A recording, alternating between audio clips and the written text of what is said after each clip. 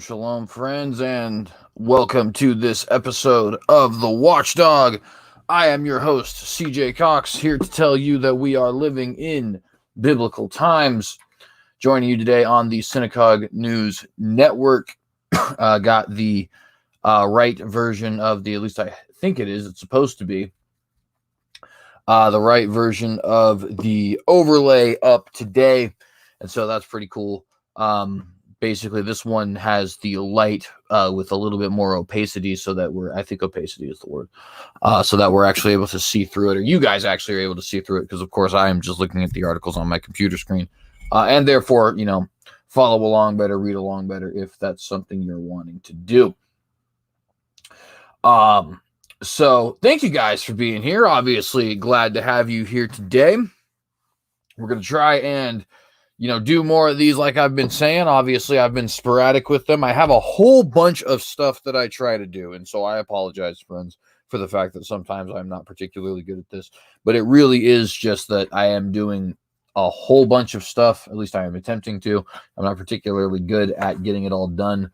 But I try to learn another language, study my Bible, do nonfiction and fiction reading, do non-Bible related study, learn Hebrew, learn the flute.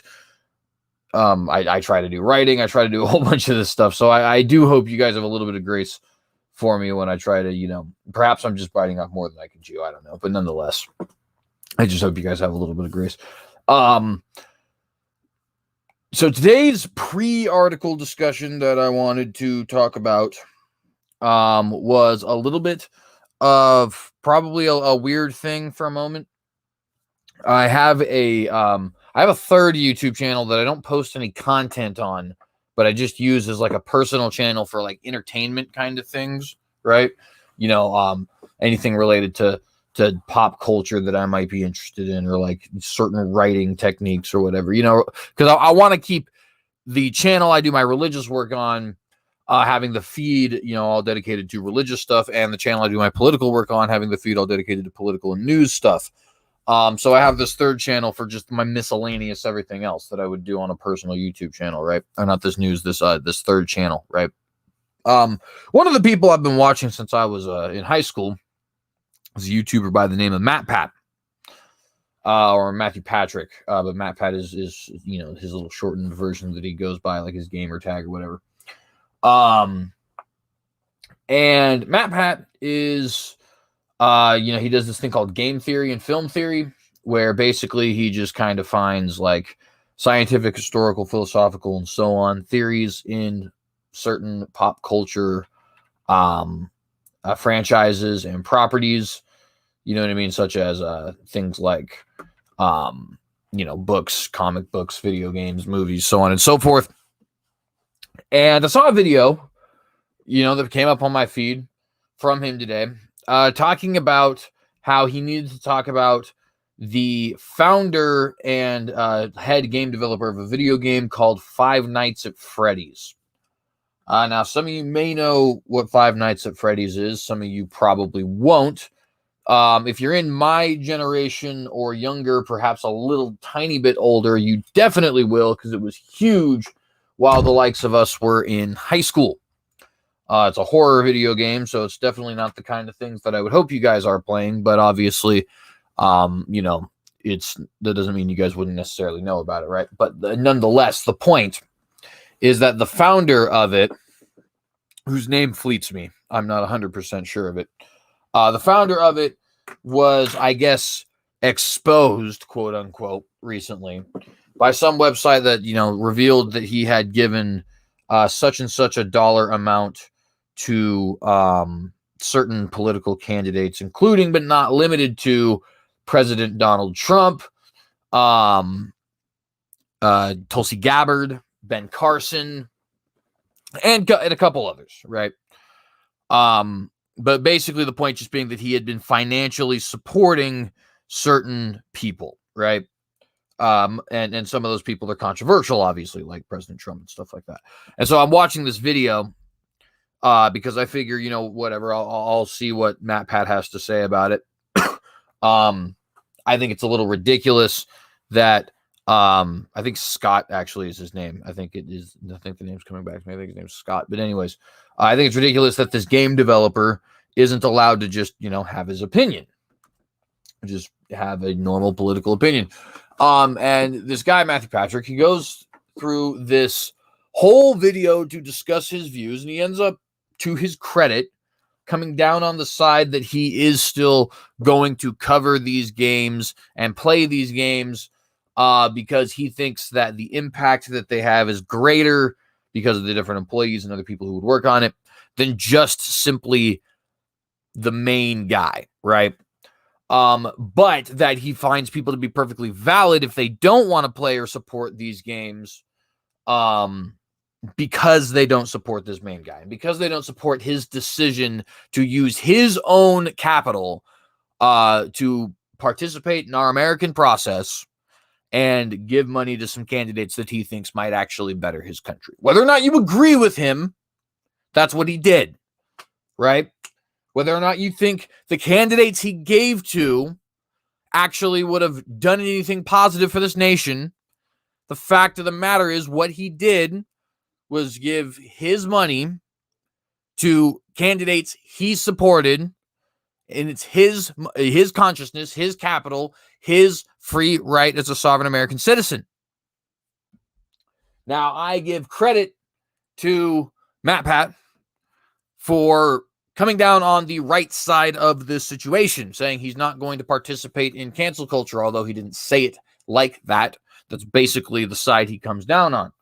However, he did it by validating all of the people in this cancel culture environment. Why do I bring this up? Who cares what this Matt Pat character has to say?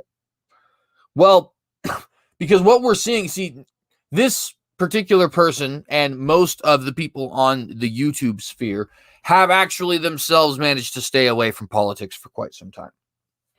And I just bring it up to give you guys another example, yet again, right, of yet another field of our everyday lives that is getting taken over, overrun by leftist ideological thought, where the people end up coming to the position of extreme leftism or moderate leftism. Extreme meaning, no, we don't want nothing to do with these people. We want to cancel these people. We think it's absurd that they even went out and used their right, used their capital to actually participate in the political process and contribute to candidates that they thought would help their nation. And the moderate ones on the one side being the ones like Matt Pat, who validate absolutely everything that I just said, but say, well, but I myself am going to participate in the game or the book reading or watching the movie or whatever aspect of culture they happen to enjoy. Right. And of course, excuse me, this is something that is happening consistently throughout all of the different avenues of our life, whether it be in people in history. And of course, history has been doing it for quite some time, right? Having the different liberal scholarship that would question the scriptures and the different liberal scholarship that started to question American history. Now, obviously, we've gotten to a point where we have things like the 1619 Project and stuff like that. Obviously, science for a long time has gone down a very similar process, right? Starting with things that wanted to question the scriptures and then moving more towards eventually getting to a point now where we actually can't even differentiate between whether or not you have men or women. And so on and so forth, right? You kind of get the idea. Now it's even creeping into the YouTubers field, meaning the non-political, non-religious, non-activist creator kind of YouTubers. The Shane Dawson, Tana Mojo, Jake Paul, Matt Pat, whoever other famous guy people happen to know is. I mean, I only watch one of the four I just mentioned. But obviously, other people are going to have different tastes than me. The point is, they're being infected by the same thing, and whatever the other bastions are that you might be thinking of, oh well, yeah, your oh well is going to eventually be perverted by this too. And so that's my pre-article discussion: is a bunch of misanthropy and cynicism, because that's the world we live in. I'm sorry to be the bearer of bad news, but with all that, I would like to bear more bad news for you, because there's not very much positive going on in the world. Real quick, I want to say shalom to brothers Nicholas and Jamie, who are in the live chat. Both you know that I have read the messages you have sent to me and will be getting back to you as soon as I possibly can. I do apologize for taking such a long time. Nonetheless, I appreciate you guys being here, and shalom. By the way, before we get into some of the articles, I want to go ahead and say, please do like, please do share, please consider subscribing to this channel if you have not done so, if you like this content. And of course, if you are interested in helping me make this into a career, you can contribute to the Synagogue Patreon. That is the Synagogue, or excuse me, www.patreon.com/the Synagogue, and the banner just popped up there on the bottom. So, tragedy around Native American school. This is something I have been wanting to talk about. This is something that perhaps a couple of you have heard of in a Canadian boarding school that was meant to basically assimilate Native American peoples into the European colonial society up there in Canada. There was found actually 215, yes, you heard that, 215 bodies of young children, young Native American children, of course, who, of course, were buried around the school in a way that would, of course, be reminiscent of a cover-up. Obviously, nobody had records of these people's deaths. They were illegally buried there. And obviously, there's a huge investigation that has to go into who exactly they were, what the circumstances of their deaths are, and so on and so forth in that regard. It's become an important thing for two reasons. Number one, it's become incredibly, excuse me, it's become incredibly important for people who are interested in Native American rights and Indigenous people's rights, because, you know, we talk a lot about systemic racism in this country and in Canada and in Europe and on all these other places. And it's interesting because we talk about it in ways that end up not mattering much. I'm not saying there's not certain things that perhaps other communities might struggle with, right? But for the most part, when it comes to things like the African American community, the Black Lives Matter movement, Antifa, all that, it's propaganda, right? It's something that leftist politicians use to push forward their own socialistic agenda. However, there is actually groups of people in the world that do experience oppression at the systematic level, and usually race or culture wide. And one of those groups of people happens to be, both in America and Canada, Native American or Native Canadian peoples. Of course, this shouldn't come as much of a surprise to people. One of the most successful genocides in the history of ever was European colonial powers and their genocide that they actually had geared towards the natives. But nonetheless, we saw another and incredibly recent example of this in this Canadian story. And it kind of is, in reality, what it shows is that for at least one group of people in the world, a group of people who never actually gets any sort of coverage or anything like that, right? This problem is actually a real problem, right? And of course, this is a problem for numerous different ethnic groups, depending on what country you're in. But at least in this area of the world, North America, it is a big problem. Is, you know, systemic racism against what you would consider to be the indigenous peoples, and I think this is a clear example of that.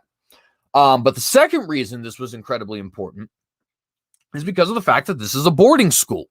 It's a school that is state mandated.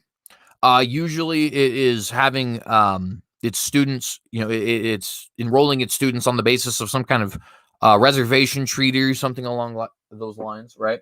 The idea is to, of course, assimilate the children into Canadian society, specifically European Canadian society, and specifically Anglo-European Canadian society, to be fair, because obviously they weren't necessarily having to assimilate to the Quebecese and their French-speaking stuff. Not that the French would have been any better, or any conquering people for that matter. I'm not in the business of saying that, you know, these group of people are evil simply because they're white. Know that the Anglos and the Arabs and the, you know, all the different conquering peoples of the world, Mongols and Romans, right? They're all equally conquering, right? So just get that notion out of your head real quick. But nonetheless, so it's something that, you know, you see not only as excuse me, not only at the level of the state, but the other thing about boarding schools is at the level of the church as well. And in this case, I think that it is I think it is actually the Catholic Church, if I'm not mistaken, which no surprise there, right? But nonetheless, the point is usually when it comes to these boarding schools, missionaries and pastors are actually involved, in priests and so on, are actually involved in the school as members of staff and faculty, as teachers, as mentors, as counselors, as whatever they happen to need for the school to operate and function properly. So obviously that puts a little bit of a blight on the church, meaning Christianity as a whole, right? And so it's become a big thing for that reason as well. But nonetheless, we want to get into the actual article itself, because obviously I just told you guys about what the story here is, right? And I don't want to bumble around for too long, so let's go ahead and get into the actual nitty-gritty of this here. I'm going to go ahead and share my screen. Let me make sure I find the right one. There it is. So this is from the Christian Chronicle, which is an international newspaper for Churches of Christ. I don't necessarily endorse or condemn what they have on here. I don't know enough to say anything about it. But this article in particular is, something that I wanted to get read for everybody. So let's go ahead and get into that. In Canada, a reckoning after remains of 215 Indigenous children are found. Again, 215 Indigenous children. That is obviously rough, brutal, savage, disgusting, right? This is the kind of thing that, if you saw this in your local neighborhood, right, in your private school down the block or in your public school down the block, there would be an uproar. There would be hell to pay. There would be people being severely punished. That obviously doesn't seem to be the case at the moment, but nonetheless. At age 6, Brenda Seizure was taken from her family and forced to live at church-run residential school, part of a 120-year Canadian government effort to assimilate, Indigenous children. Excuse me. In 7 years at 2 such schools, Seizure, now 60, recalls that she was yelled at, beaten, and sexually assaulted by a priest. As an adult, her life spiraled out of control. Quote, I was into drugs, alcohol, I tried killing myself 6 times, and I just lived this horrible life, end quote, the Saulteaux First Nation tribal member told the Christian Chronicle. Obviously very heartbreaking stuff to see there. Eventually, Seizure, who attends the Gentle Road Church of Christ, and of course, praise the Lord that she managed to find peace in Christ and stay with the Lord through this, but nonetheless, who attends the Gentle Road Church of Christ in Regina, Saskatchewan, found peace and the willingness to forgive through Jesus. And again, I would say praise the Lord for that. But the haunting memories linger for Seizure and many in Canada. On May 27th, I'm going to pronounce this horribly, I promise you, Tk'emlúps te Secwépemc First Nation announced that it had found the remains of 200. I'm sorry, I don't mean to laugh. I just don't know how to pronounce it. My apologies. Announced that it had found the remains of 215 children buried near the Kamloops Indian Residential School in British Columbia. The discovery confirmed that with the help of a ground penetrating radar specialist has brought a national reckoning to the United States' northern neighbor. Quote, it is a painful reminder of the dark and shameful chapter of our country's history, end quote, said Prime Minister Justin Trudeau on Twitter. Not that he obviously has anything that is important to say. He's obviously just kind of a loser and a clown. But for the record, he did go ahead and tweet that. So, and he has a beard now, so that means he's manly. Whatever. Anyways, the recent news has galvanized Canada to revisit that history. Gentle Road Minister Kevin Vance said of his home country. He likens the massive response to how the video of George Floyd focused America's attention on police brutality and racial justice last year. Quote, "This is something that we have to deal with," end quote, said Vance, 56, whose inner city church, planted in 2010, helps Indigenous families overcome poverty and addiction. Quote, "We can't keep shoving this under the carpet. We have to deal with it," end quote. And I think that this is something that is incredibly important for us to deal with as well, because here's the thing that a lot of people may not know, a lot of the things that a lot of people may not know about being Native American or Canadian in the 21st century. So now I can't say too much about Canada. I can say what I know about the area that I live in, okay? And about other areas that I have studied and lived in. And I can tell you, not being a native, by the way, so this is not firsthand experience in the same way that it would be if you actually talk to somebody from the res. But I can tell you that, so for example, the Pine Ridge Indian Reservation in South Dakota is one of the most impoverished areas in the entire first world. You are 5 times more likely to die as an infant in South Dakota, in Pine Ridge, South Dakota, on the Indian reservation there, than anywhere else in the entire United States or Canada. 80% of the population is unemployed.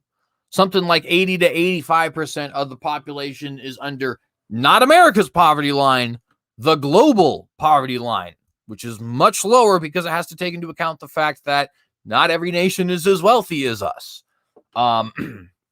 They have crime rates absolutely through the roof.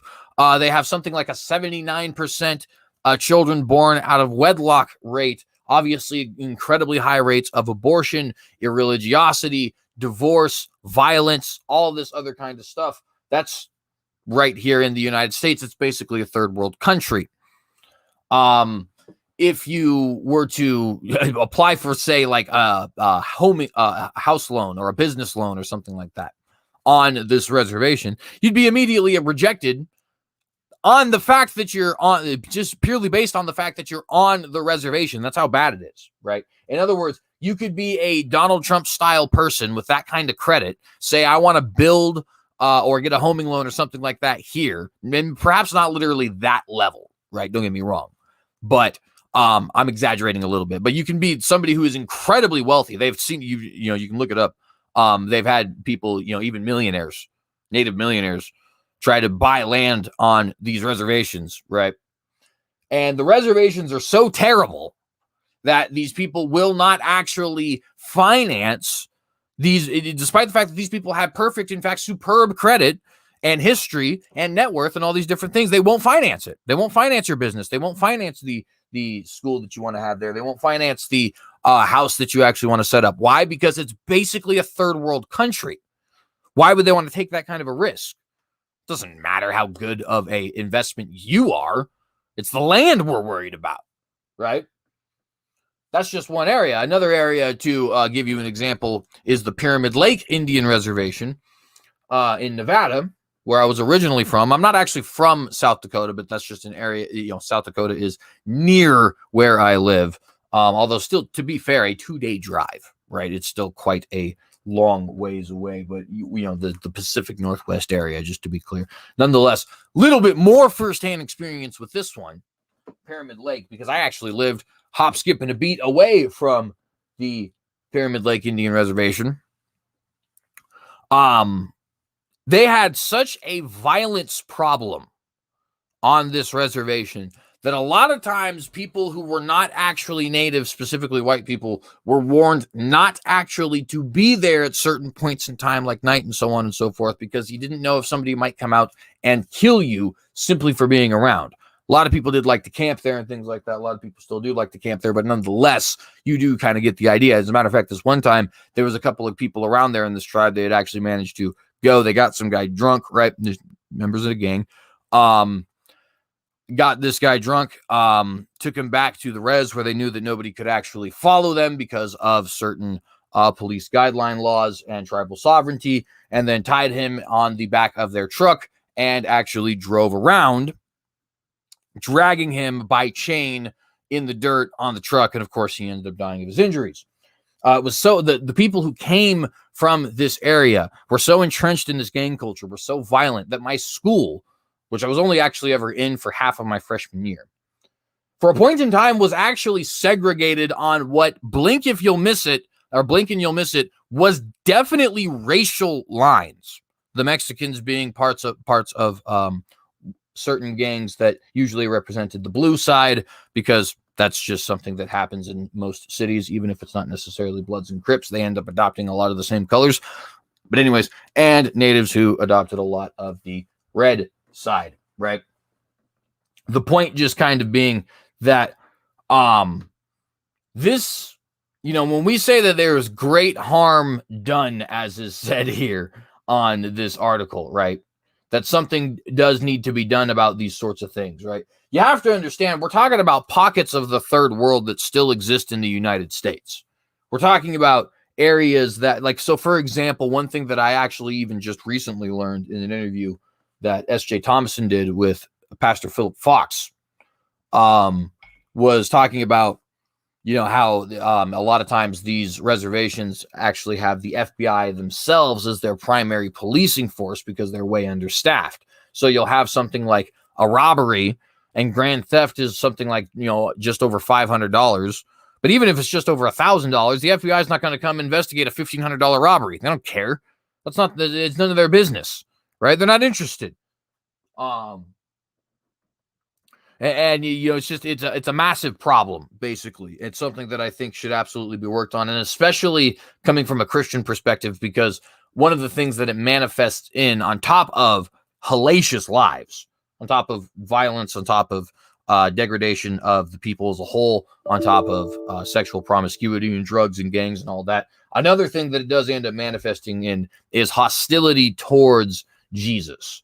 And of course, hostility towards Jesus is hostility to one's own salvation. It's hostility to the life saver, life preserver, if you will, right? While you're going down a river of unbelievable rapids. And that's partially, if not almost entirely, the United States' fault. Obviously, man is wicked and will find every reason to be wicked in his wicked heart.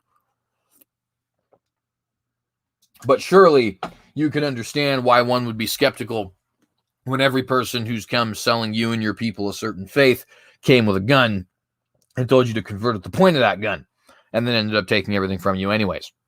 But nonetheless, back to the article here. U.S. boarding schools established after the Civil War provided the blueprint for Indigenous family separation in Canada.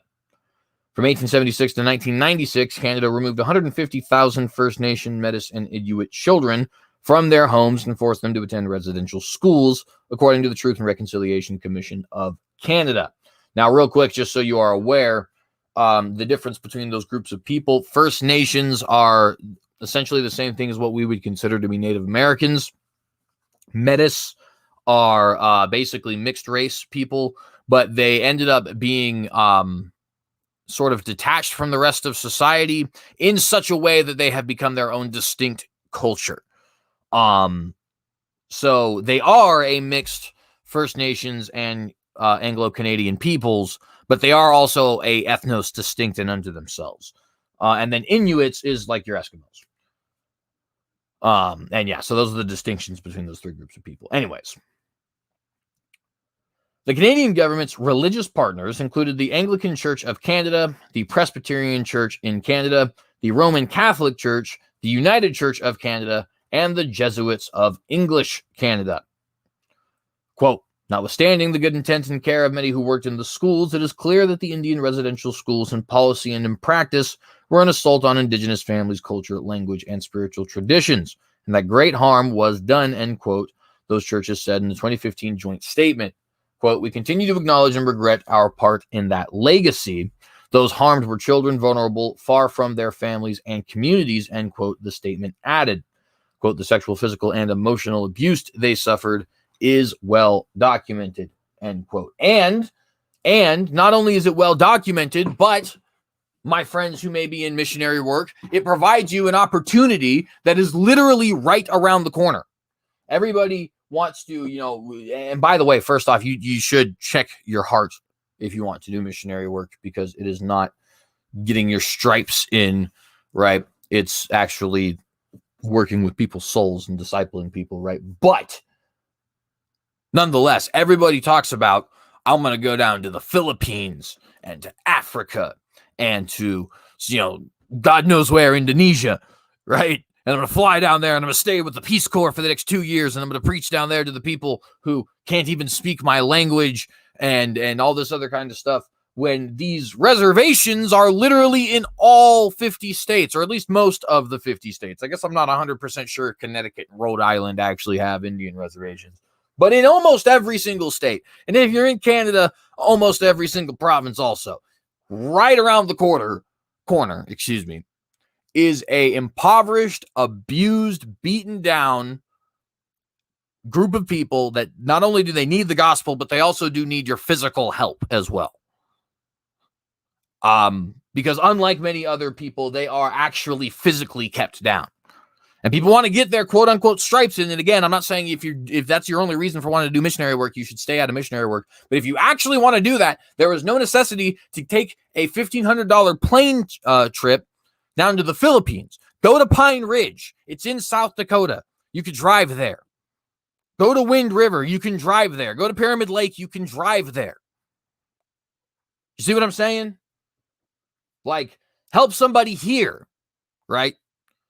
You can help them in numerous ways, by the way, but you can help them in your missionary work. You can help them in your charity work. You can help them, obviously, financially, with food, with medicine, all this other kind of stuff, right? But it's not necessary to create these huge, big, extravagant crusades, right?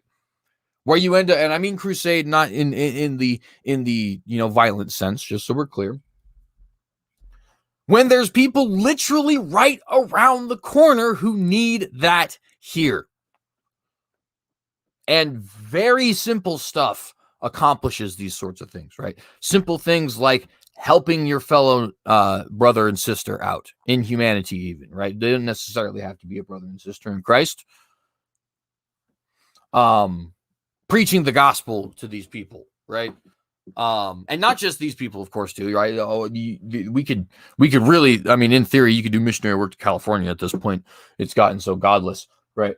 And I don't want to portray, this as if like native peoples or some like tribal primitive kind of group of people. That's not what I mean, right? What I mean, though, is there is all of these places that people want to talk about as far as problems with the third world, as far as witnessing to people who are hostile to the gospel, who have a bad history with the gospel, who've been abused by governments that have come to quote unquote bring the gospel, right? Everybody wants to earn these kinds of stripes and participate in these kinds of great things, right? And it's here, right in the United States. It's right here. You can do it right here, right? You can go and speak to your local Inuit tribe or First Nations tribe or Metis tribe or Native American tribe, depending on where you're at. And chances are, it's not your fault. I'm not saying you need to pay any restitution for it. I'm not saying I believe in, in generational guilt, right? But for the most part, it is something that your ancestors did do. Doesn't mean that you have any sort of guilt towards it. Doesn't mean you owe anyone anything. Doesn't mean you need to pay reparations or anything like that. What it does mean, though, as a Christian, I would think, is that perhaps it's something you could attempt to atone your heritage for. And one of the best ways to do that, I think, would just be simply doing missionary work for these people. But nonetheless, I hope you guys agree with where I'm going with a lot of this. I hope this doesn't seem like it's coming out of nowhere. Hope you understand what I'm saying also. That I don't sound like I'm ranting and raving. But nonetheless, I got to continue, press forward. There's a lot of stuff to talk about, and it's all Canadian. This is a Canadian theme today. One of the 139 such schools was the Mackay Residential School in Dauphin, Manitoba, a small town 200 miles northwest of the provincial capital of Winnipeg. The school remained open until the late 1980s. Since 2003, the Dauphin Church of Christ, often partnering with other church and community groups, has worked to redeem the former residential school's building and show a different view of Christianity to Aboriginal Canadians, which is just a catch-all term for all of them, by the way. That's not another group of people.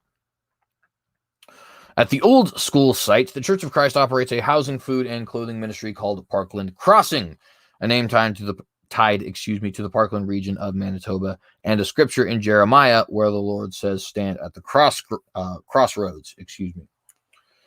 Indigenous people comprise over 80% of those helped, said Jamie Harvey, Parkland Crossing's full-time administrator. Quote, this is why we do what we do, end quote, Harvey told the Chronicle in 2017. Quote, they need to know the love of God and find some level of trust again, end quote.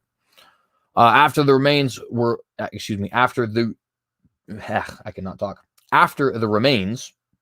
located in Kamloops, flags were flown at half-mast throughout Canada, and makeshift memorials featuring children's shoes or moccasins popped up at former residential schools and the Parliament building in Ottawa. More than 250 pairs of shoes were left at the front steps at Parkland Crossing. Quote, the symbolism of that display and that tribute to those stolen children is that those shoes are empty and they shouldn't be, end quote, Harvey said. Quote, those children, he said, should have had kids of their own, should have had grandkids, should have been teaching their languages to their communities and their offspring, end quote. And of course, there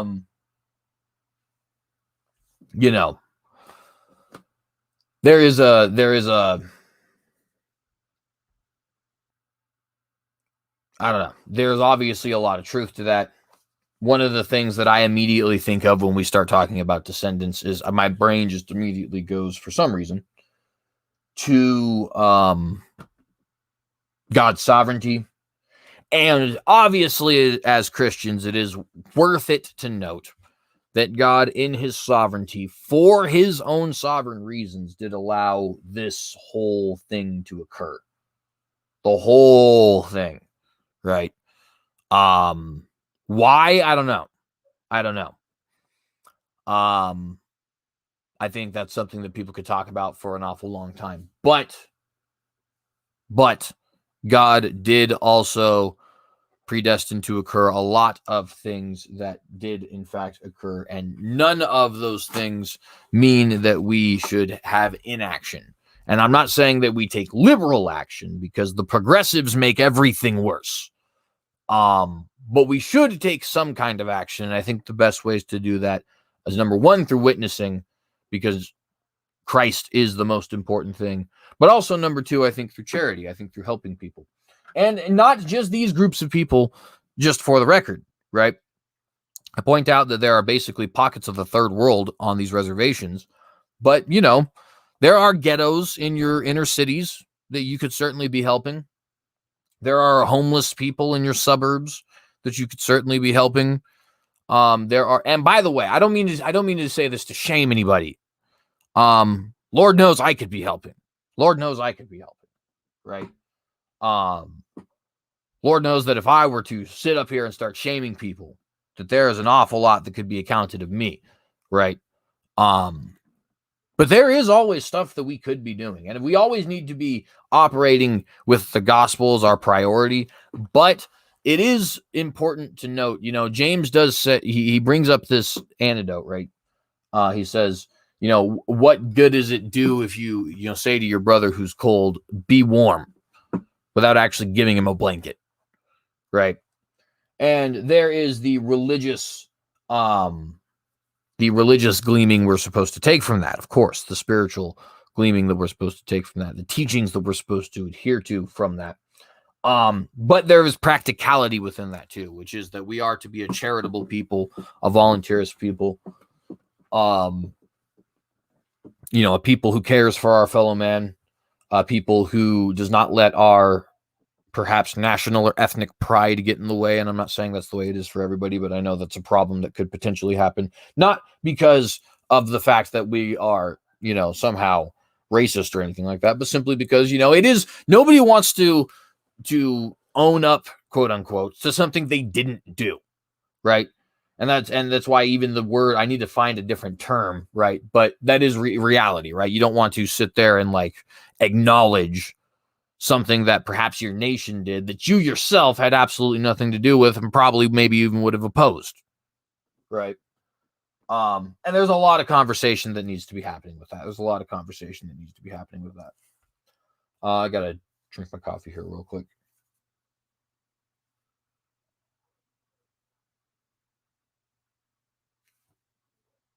I do notice here in the live chat, Brother Nicholas makes an excellent point.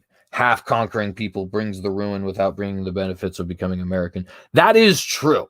That is true. One reason why I think the African American community today is better off than the Native American community is because despite all the horrible things that were done to Black people in this country, they did become Americans in the end. Natives, on the other hand, kind of have become Americans in the end, and equally so for Canada. It's a weird thing, but it's not. It's. I think this is an area that makes it very obvious for sure.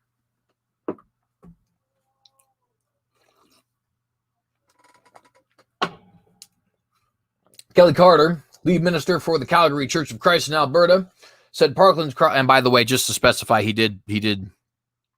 I had to make this note because I saw it. He did specify, and I would like to specify too for myself, not that we're endorsing conquering people, but there is something to be said about the benefits of assimilation if that evil deed has already been done. But nonetheless, Kelly Carter, lead minister for the Calgary Church of Christ in Alberta, said Parkland Crossing's efforts at redemption make him proud. And quote, I can't hold back the tears, actually, said Carter, whose own church helps Indigenous homeless people, because it's so wonderful that our churches are doing something so positive in light of all the horrible things that have happened, end quote. A smaller memorial with shoes and teddy bears sprouted at Alberta Bible College in Calgary. That Restoration Movement institution has 2 students who are Stoney Nakoda tribal members. Quote, I have not seen this outpouring of care for the Indigenous people in Canada since I moved here, end quote. Stanley Helton, the Bible College president and a 12-year resident of Canada, said of the Coast response. And I like that. I appreciate that. But what is it that we as a people need some horrible tragedy? And by the way, I'm not going to read the rest of the article. We'll get to other things here, but I'm going to provide the article in the description so you guys can read it for yourself. But what is it with us as a people where we need some horrible tragedy, some god-awful story? I shouldn't use that term, excuse me, but some terrible deed to be done to draw our attention so that we can start to care for our fellow man, right? Whether it's Native peoples or impoverished peoples in African countries, or people in ghettos, or battered women, or homeless people, or the mentally ill, or whatever it happens to be. Like, what is it that we need some kind of a story, right, before we actually start to care about these sorts of things? I don't know. And I'm not judging anyone. I'm the same, right? I'm the same. I'm a human being just like all of you guys. But it is weird, isn't it? You get the outpouring now that we found all the dead kids, but what about 3 months ago before we found the dead kids and it was popular? You know what I mean? Where were the cares and concerns then? I don't know. It's just something to think about. I implore you to be more charitable, I guess, is the reason why I'm bringing this article up. Doesn't necessarily have to be with the Indigenous communities, obviously, but I implore you to be more charitable, to volunteer your work, to care for the foreigner, the widow, the orphan, the homeless, the impoverished, even the beast. I think that's the Christian thing to do.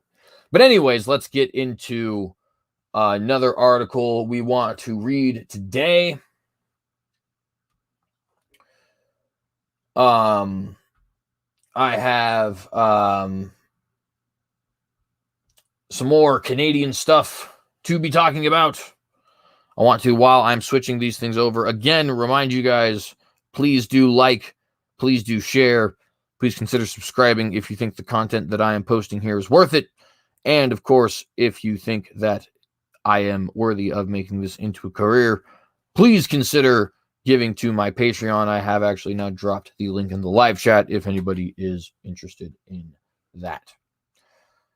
Christian persecutions in Canada continue, of course, because why would they not? Why would they not? Canada has gotten to the point now where it's basically a state atheist socialist dictatorship. Soft on the socialism so far, but we'll get there.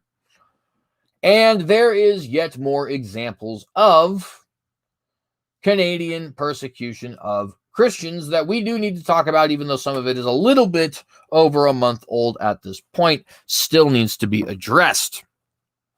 This is from the Christian Daily, written by Olivia Caviaro. Canadian authorities shut down another church over COVID restrictions. This was on June the 7th of 2021. Shut down another church, Pastor Tim Stevens' church. In case you don't know, this is another one in Canada, not the same one as Pastor Coates, not the same one as Pastor, I can't remember his name, but he's a Polish gentleman who was arrested down the street just the other day. He also had his house set on fire. But not the same as these people who have gotten media attention. Yet another pastor in Canada has been arrested for violating COVID health restrictions. And this one's name is Tim Stevens at Fairview Baptist Church.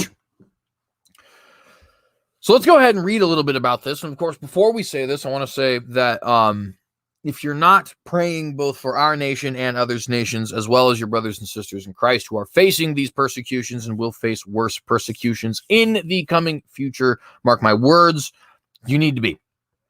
You need to be praying genuinely. And that goes to me as well, just as well as it goes to anybody else. But nonetheless, let's get into the article. Fairview Baptist Church has been shut down by the Alberta Health Service for violating COVID health restrictions. AHS said in a release issued on Saturday that the church has been physically closed and that access to the building and its grounds has been disallowed until its pastor, Tim Stevens, could, quote, demonstrate the ability to comply with the restrictions, end quote. According to CBC News, Fairview Baptist Church had repeatedly violated public health restrictions and allowed services that exceeded required capacities to take place for weeks every Sunday. Attendees did not practice physical social distancing and at times did not wear masks. Up to 57 public complaints have been filed against the church, Canadian authorities said. So basically, they're not social distancing. They're embracing each other like normal humans. They're not wearing masks, but they're, breathing like normal humans. And they're not restricting the amount of people who can come attend, but they're actually preaching the gospel to everybody who will show up, not just like normal humans, but like normal Christians in this instance. And the Canadian authorities have a problem with that, just like they had a problem with Patrick Coates, just like the Louisiana authorities have a problem with Tony Spell.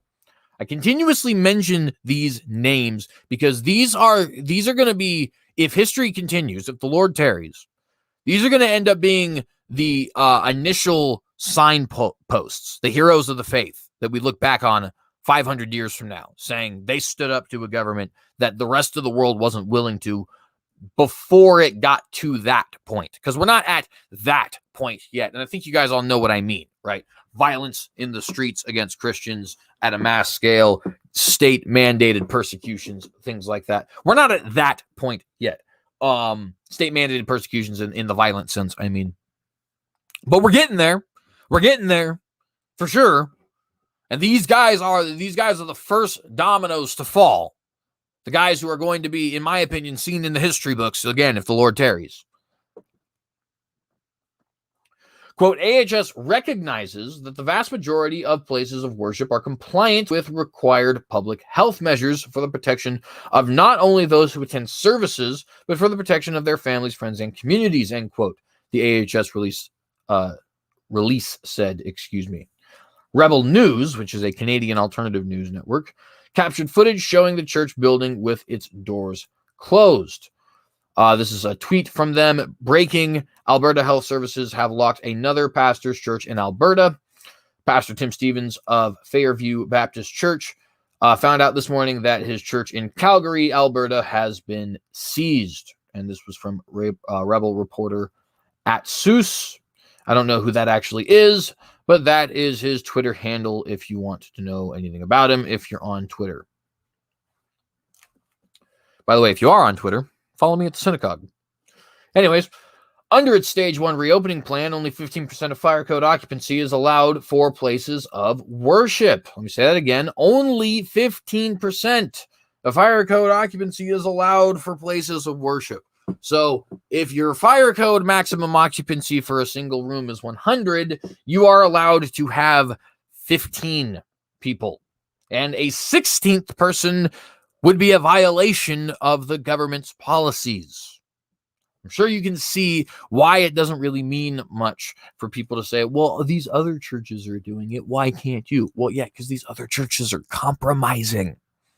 They're not actually preaching the gospel to everybody they can get it out to. And before you want to say, well, what about online services? Not the same thing. Sorry. Go to a church service, and then the very next week, watch the church service. Same church. Guarantee you don't feel the same. Promise you don't feel the same.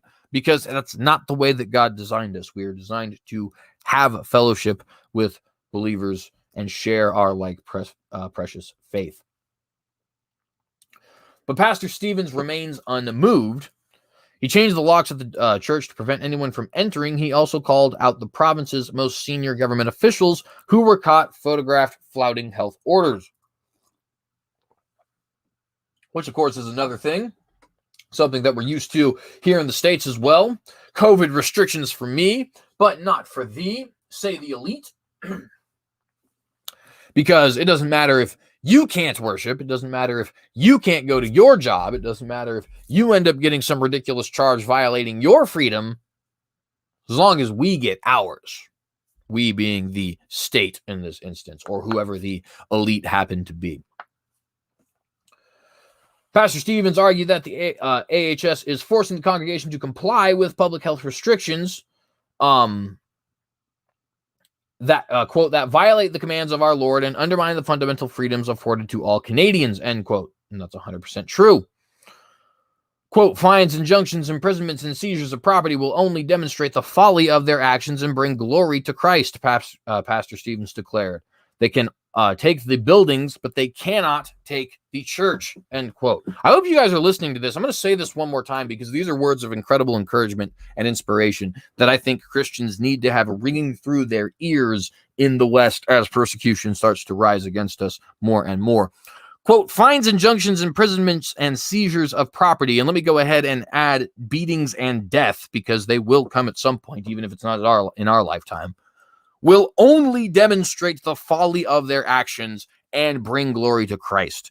They can take the building, but they cannot take the church. End quote. Pastor Stevens, put it in your journal and listen to it daily. Not literally that bad, but you know what I'm saying, right? Learn these things. Become a warrior for the Lord, because you're going to need it.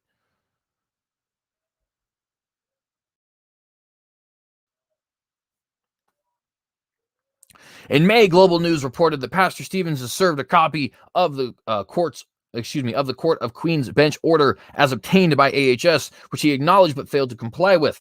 The order was served just a day after the pastor was arrested for organizing services that did not comply with public health guidelines, such as wearing masks, physical distancing, and attendance limits.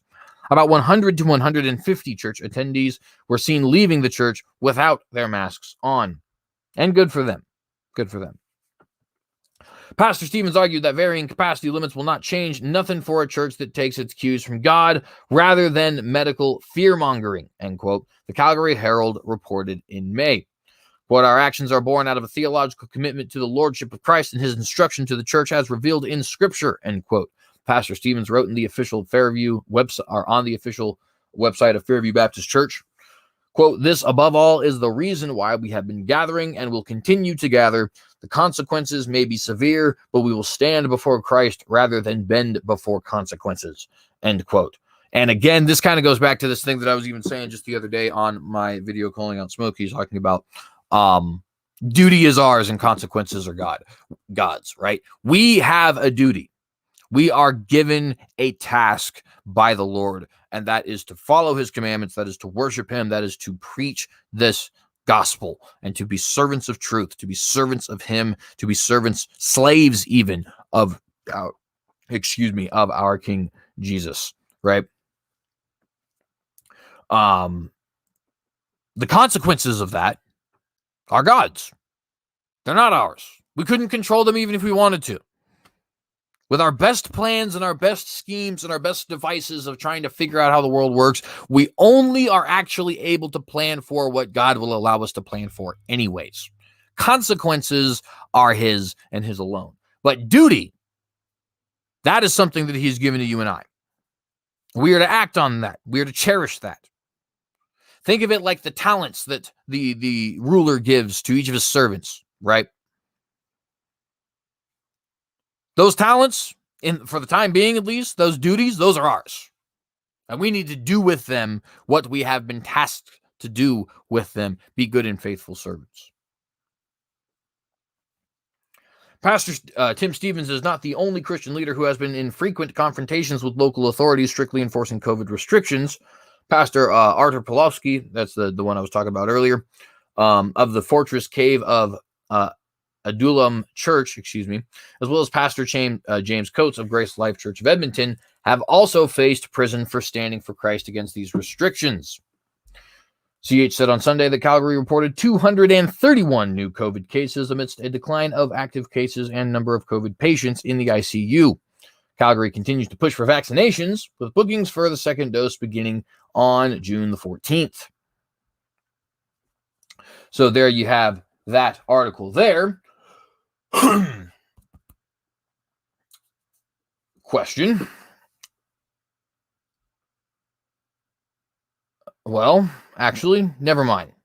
Overridden. I was going to ask you guys if you want me to continue, but I'm going to go ahead and continue anyways. So we got some more to talk about here. I see some back and forth on the atrocities done to natives. I like that. I like that you guys are talking about it. I know I appreciate that. But anyways, pressing forward. Sorry. There are Christians in Canada, quote unquote, who are fighting for the state, for Caesar, against Christians. Against Christians without the quotation marks. Against Christians like our brothers Tim Stevens and Artur Pawlowski and James Coates and Tony Spell and John MacArthur and so on and so forth. Oh, you do not believe me? Let me go ahead and show you, ma'am and sir, exactly what it is that I am speaking about, so that you can understand that there are ravenous wolves within your own ranks. Check this out.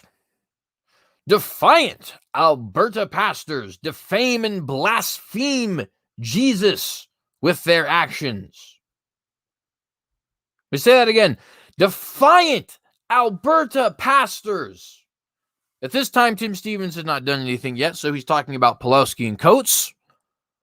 Defame and blaspheme Jesus with their actions.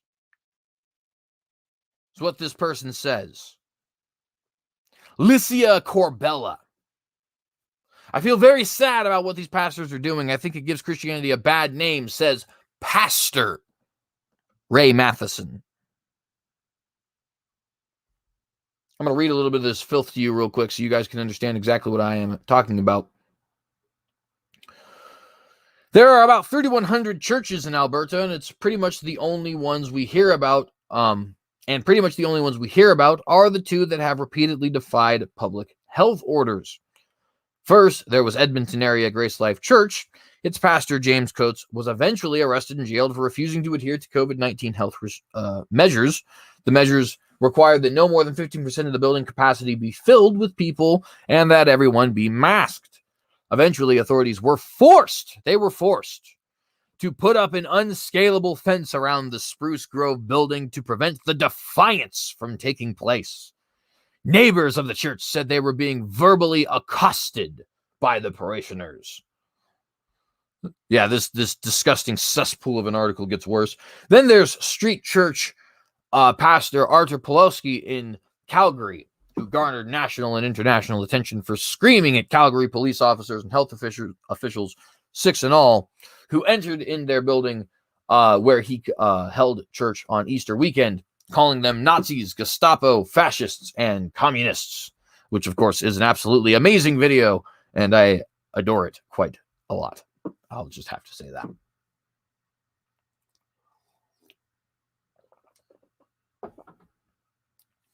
I've been asked a lot lately what I think about these pastors being arrested and dragged off to jail. In short, I think their harsh and allegedly illegal behavior is blasphemous against Jesus and damages the church far more than any COVID restrictions ever could. Ladies and gentlemen, in case you think that I just made that up, let me go ahead and amplify as amplified as I can possibly get for you. This is amplified up to 250. Please go ahead and look at your screens. Look at what this person has to say. In short, this person says, I think their harsh and allegedly illegal behavior is blasphemous against Jesus and damages the church far more than any COVID restrictions ever could. I'm 100% serious. This person wrote this in the Calgary Herald and then published it, unironically, for you to read, for your little eyes to feast upon.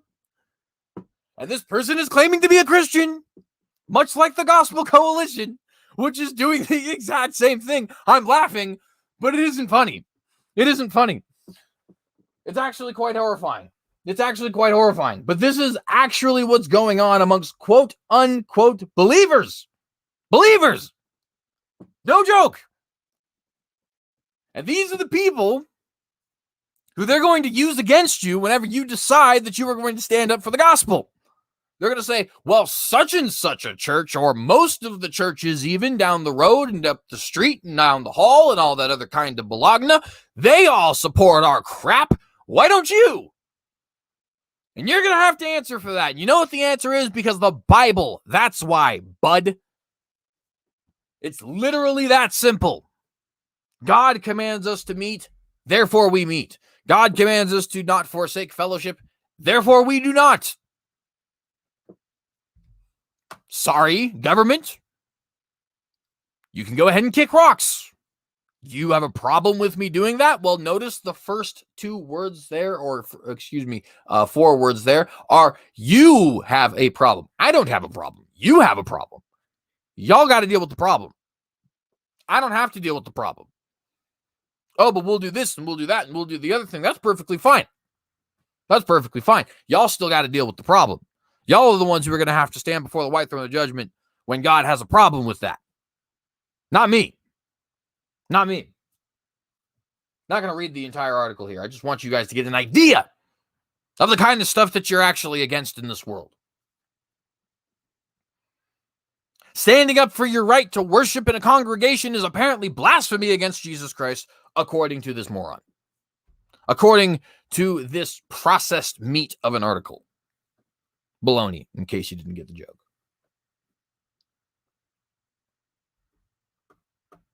And by the way, speaking of James Coates, Grace Life Church pastors' religious freedoms not violated Alberta judge rules. Not violated Alberta judge rules. A judge has ruled that the religious freedoms of an Alberta pastor who is on trial for violating COVID-19 regulations were not violated. Pastor James Coates made a charter application in relation to a ticket he received on December 20th under the Public Health Act.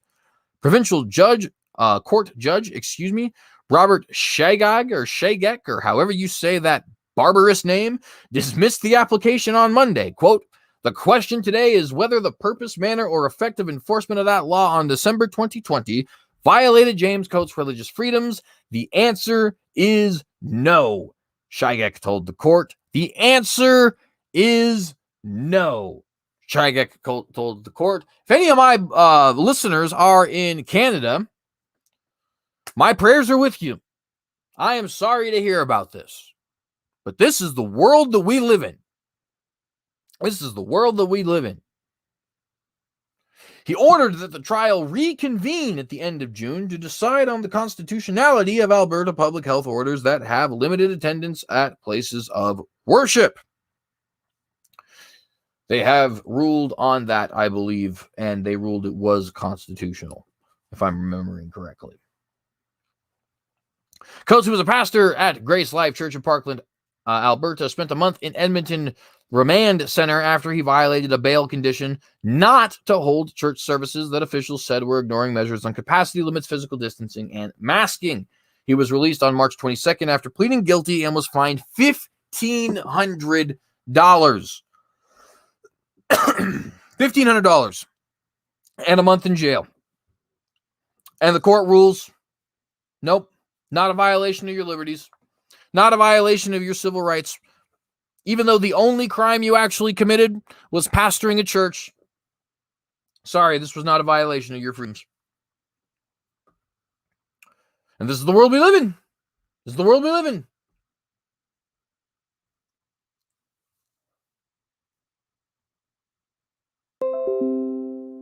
I mean, I don't know. I don't know what else to even say about that, right? I don't know what else to even say about that. This is... I mean, Canada is essentially a socialist hellhole at this point. That's just the way that is. And by the way, before we end this episode, let me tell y'all a little bit about Bill C-36 up there in Canada. Bill C-36. Look it up for yourself if you want to get more information on this. I will read this whole article. Liberals introduce bill to fight online hate with criminal code amendments. Yes, they want to amend the criminal code to fight online hate, specifically hate speech. Tell me this ain't going to be dangerous. The Liberals have introduced a bill to tackle online hate by amending Canada's criminal code and Canadian Human Rights Act. Bill C-36 would allow a person to appear before a provincial court with the Attorney General's consent if the person fears that another will commit an offense motivated by bias, prejudice, or hate based on race, nationality, or ethnic origin, language, color, religion, sex, age, mental or physical disability, sexual orientation, gender orientation, or expression, or any other similar factor, end quote. Hate is defined in the bill as, quote, the emotion that involves detestation or vilification, and that is stronger than dislike or disdain, end quote. But hatred is not incited solely because it, quote, discredits, humiliates, hurts, or offends, end quote. So in other words, it's whatever we decide it is, just so long as it detests or vilifies something else. In addition, the bill would amend the Canadian Human Rights Act to make it a discriminatory practice to communicate hate speech through the internet, where it is likely to foment detestation or vilification of an individual or group of individuals on the basis of prohibited ground of discrimination. In other words, start preaching from Leviticus, and you will be arrested for hate speech if you do it on the interwebs in the good old Commonwealth of Canada. It is an amended version of a controversial section that was repealed in 2013 amid criticism that it violated freedom of speech rights. Gee, I wonder why. Quote, these changes are designed to target the most egregious and clear forms of hate speech that can lead to discrimination and violence, end quote, said Minister of Justice, ironically enough, and Attorney General of Canada, David Lametti, on Wednesday. Quote, they do not target simple expression of dislike or disdain that pepper everyday discourse, especially online, end quote. And of course, that's what they say now, just like they said when they passed the transgender pronouns bill, right? That they weren't actually going to start going after professors for teaching biology when Jordan Peterson said that he thought that they would. And lo and behold, they have now started doing that. Lametti said the bill would improve the complaints process for victims of hate by allowing them to file a formal complaint with the Canadian Human Rights Commission. Quote, the bill would allow anyone to take action if they experience hate online. Let me say that again. The bill would allow anyone to take action if they experience hate online. End quote. Yeah. Not kidding. This is real. This is happening. Quote, online hate is a reality. C-36 is an important first step to making our online public square as safe as the public square we walk every day. End quote. Lametti said the bill would provide an avenue to reach those at high risk of being radicalized and ensured that he would never play politics with our national security. Our being Canada, of course. The announcement referenced the attack on a Muslim London, Ontario family, which has been classified as a terrorist act. The bill was introduced after the House of Commons adjourned for the summer, but Lametti said the government is very much committed to it, and it will be reintroduced if the Liberals remain in power after a potential fall election. By the way, Liberals is not an insult in this case. That's actually what the party's called. However, the Conservatives, also what the party's called, question the timing of the bill's introduction and say the Liberals are only interested in, quote, political posturing ahead of the next election, end quote. Quote, the bill will not target hate speech, just ensure bureaucrats in Ottawa are bogged down with frivolous complaints about tweets, end quote. Conservative Shadow Minister for Justice Rob Moore said in a statement, quote, the Trudeau Liberals are empowering a bureaucracy to subjectively restrict the rights of Canadians, end quote. In addition, the Canadian Constitution Foundation, which has had the mission to defend the constitutional rights and freedoms of Canadians, said in a statement that the legislation, quote, will impact the ability of Canadians to engage in debate on subjects that are unsettled, end quote. And even on subjects that are settled, you should still have a right to debate. This is me leaving the article and giving you my own opinion, but guess what? Holocaust denial should be legal. It should not be repressed. It should not be ignored. First off, that's just a way that you get it to fester because you end up playing into the conspiratorial tendencies of people who are going to look into that kind of nonsense. And secondly, you don't actually do anything to refute it. But more importantly, people have a right to have crap opinions. They do. I'm sorry if you disagree. I'm sorry that you think you're God and that you think you get to control everybody's thoughts. But you don't. People have a right to think things that you don't agree with.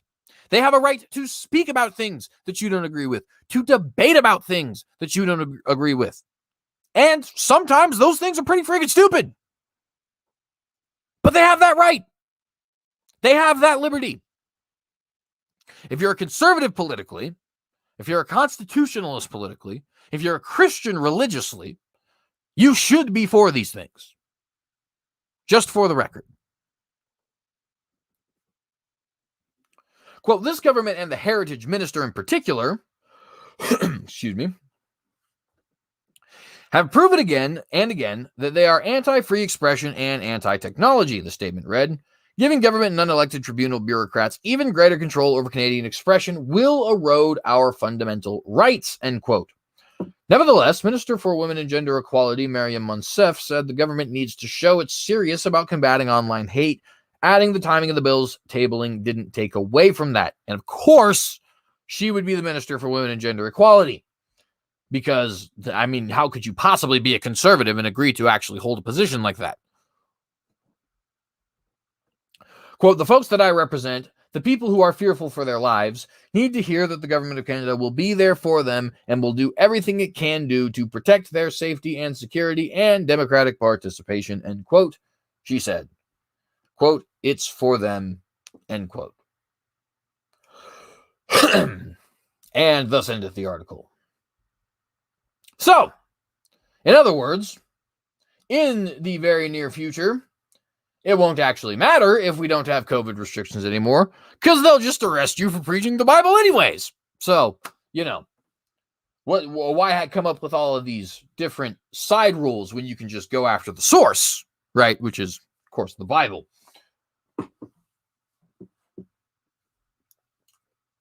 But that's really all I got for you today, friends.